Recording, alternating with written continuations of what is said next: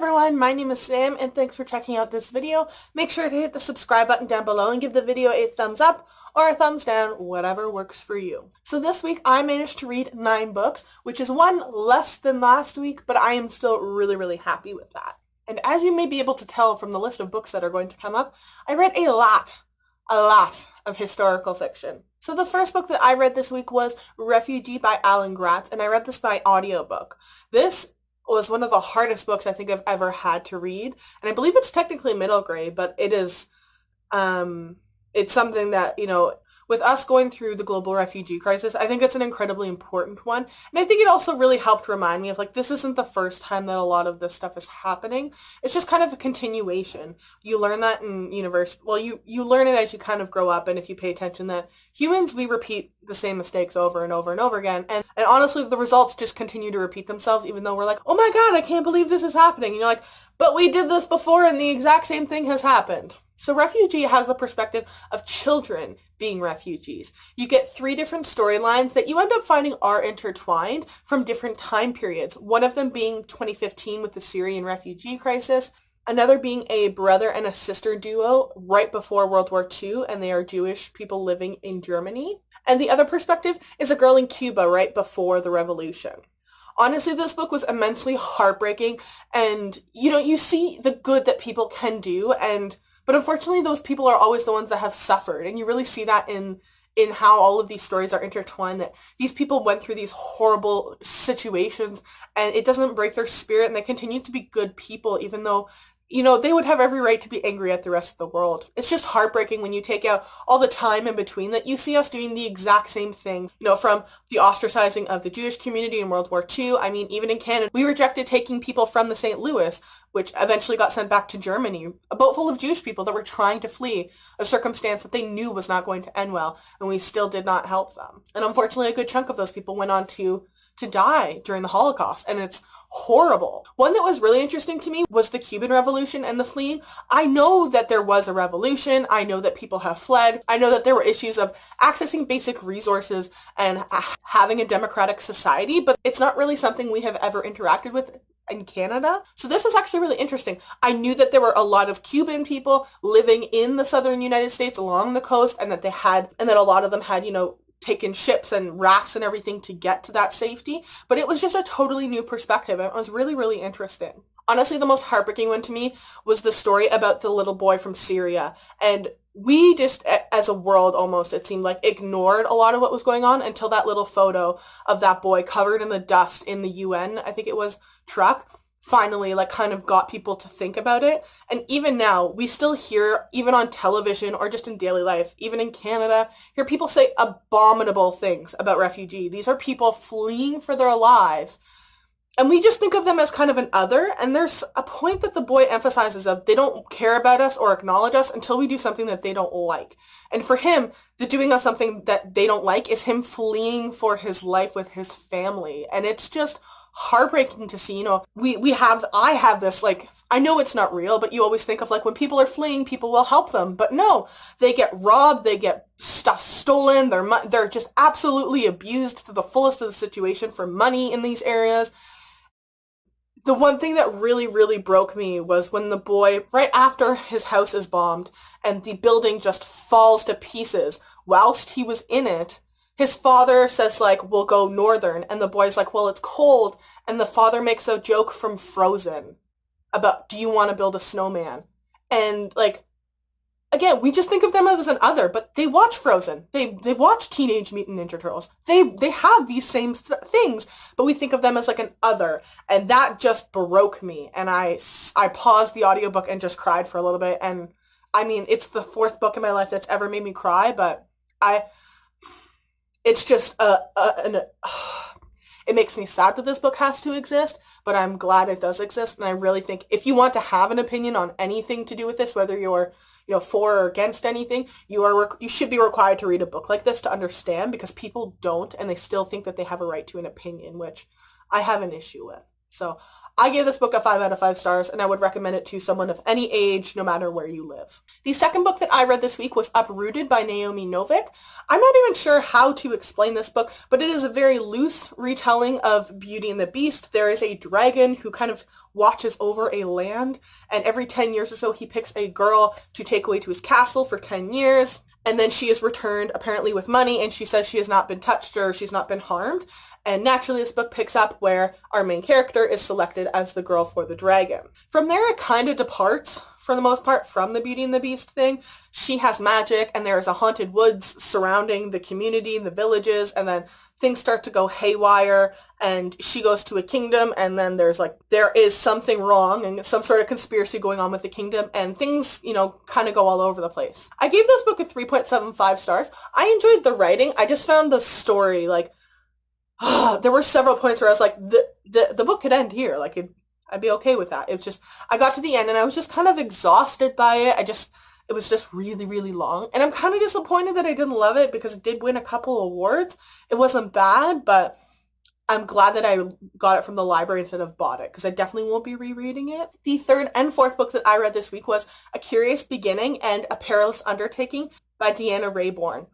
Oh, I gave these books both a 5 out of 5, and I read both of them on Christmas Day. They're amazing. So this is the beginning of a 5-book series, I believe is what it's going to be. The third book is coming out in late January. So this book is set in London in 1887, and our main character is Veronica Speedwell, and she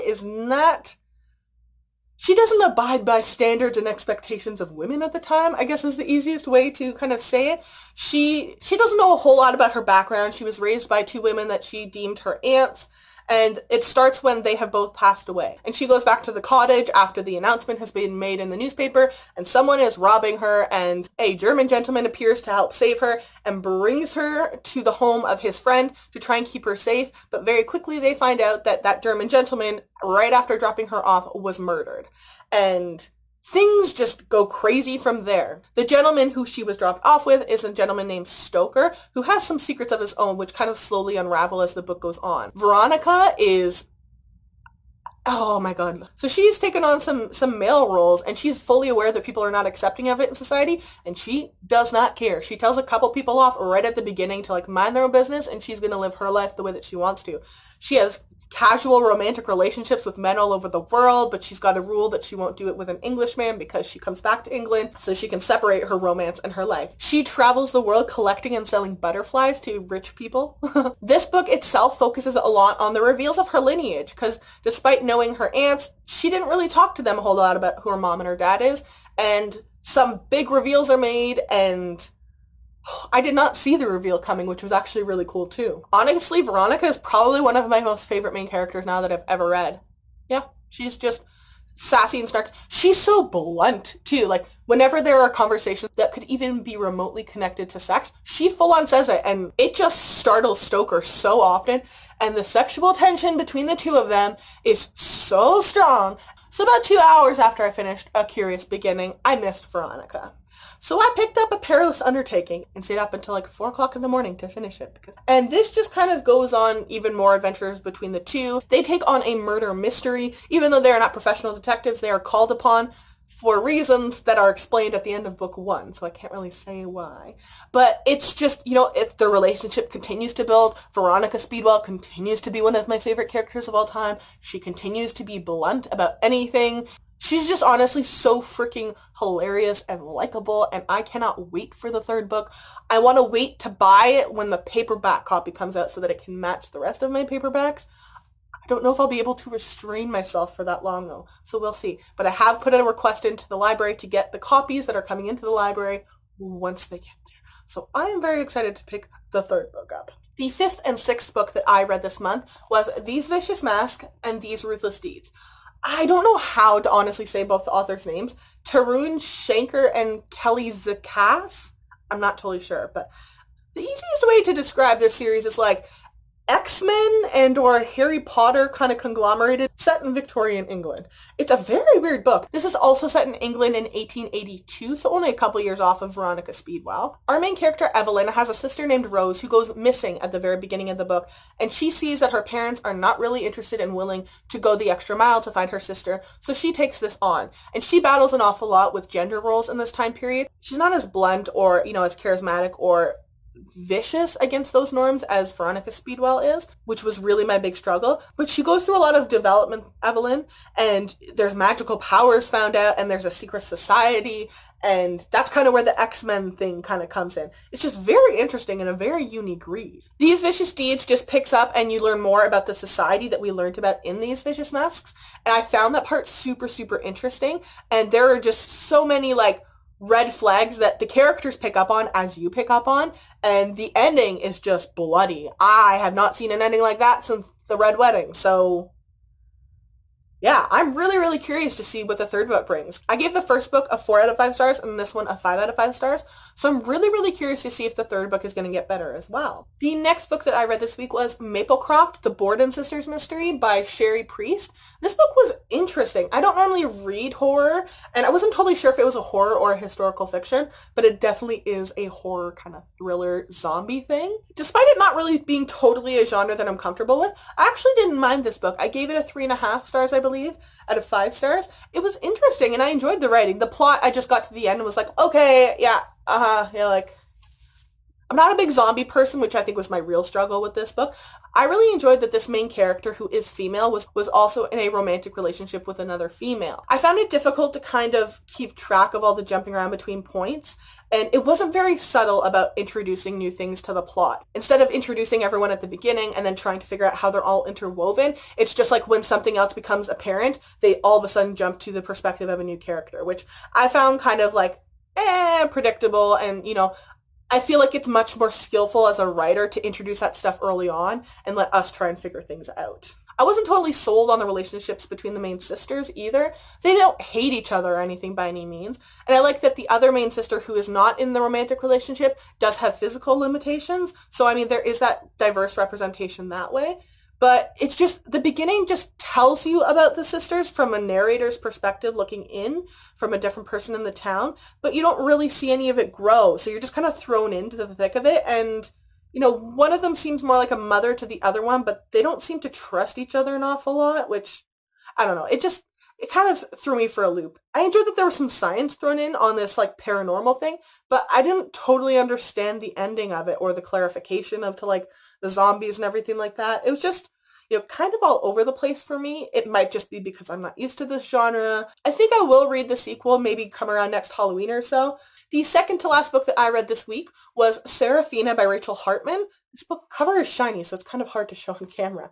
So I don't even really know how to explain it. There's dragons and humans, and they're not supposed to interact, and there's kind of a ceased fire that's not really a solution, or a we're not going to fight anymore thing situation. And the main character has the ability to sing, and she is a hidden kind of hybrid of the two, that her mother and her father, one was human, one was dragon, and that's a big no-no in the society. And she thinks she is the only one, and as you go through the book, you learn that that is not totally true. The music was nice, I liked the lyrics and everything, but I honestly found this book kind of boring. It kind of dragged for me. I think I'll read the sequel just because I own it, and I enjoyed the writing. There wasn't any problems. I think it was just the plot itself was not totally something that I normally enjoy, and there was an awful lot of romance that, the main character is in love with this boy, in love with the boy, in love with the boy, in love with the boy, and of course he's betrothed to so-and-so, and there were just some characters that were kind of overly gullible, and this character, the one that's in love with the boy, it just didn't really do a whole lot for me. So I think I gave it a 3 out of 5 stars. But I definitely think I'm going to try and pick up Tess of the Road by this author, which comes out in February, I think.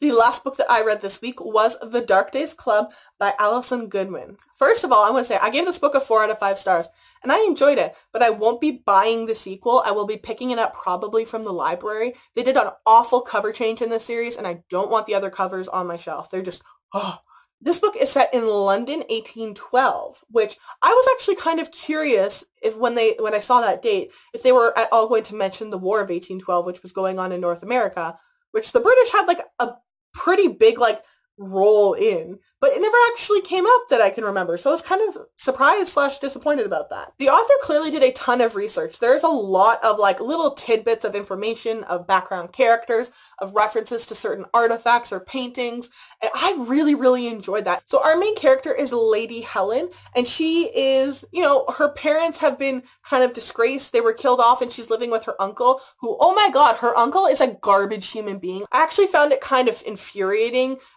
how passive and just sit there and take it Lady Helen was. She has magical powers, which she finds out, like, I think maybe even before the halfway point, and she still lets her uncle treat her like garbage. And I'm sorry, but I had a big issue with that. The author didn't, like, justify it. Like, it wasn't saying that, like, the abuse was okay, but, like, girl, you have powers. Like, do something about it. Don't just, like, he literally, like, locks her in her room for 3 or 4 days, and she just, like, takes it, which, no, that's not what I want to read about in my book. So we find out that, her parents have been cast aside and, like, their names have been dragged through the mud since they've died. And you find out exactly why and what happened there and the story behind it, which not everyone knows because it has to do with magical powers. There is a secret society. There are things hidden from her about her powers. One of the most annoying things, and it's not really to do with the book, I think it's the time period, was that anytime she wanted to do anything, it was considered like taboo in society. Woman wants to go outside. Oh, that's taboo in society. Oh, you want to knock on a door and talk to a human being. Oh, that's taboo. I was just exhausted by a lot of that stuff. Just, God, you have powers. Ignore whatever the hell they think. Do whatever you gotta do to, like, get your stuff done. Her abilities, which are extremely powerful, also bring a sign that there is an equal evil coming into the time. I found Lady Helen's brother extremely infuriating. I honestly don't know why he was there. He's just kind of a passive, like, whatever uncle says, but she for some reason has this whole looking up to him thing and, like, thinks he's going to help lift her out of the situation under her uncle, but I never got the impression as to why, because he never really, like, puts his neck out there for her. He just kind of, like, does whatever the uncle tells him to do. So those are all of the books that I read this week. Make sure to check the description box down below. I have linked all of my social media, and if you follow me, I will follow you back. Have a very safe and happy New Year.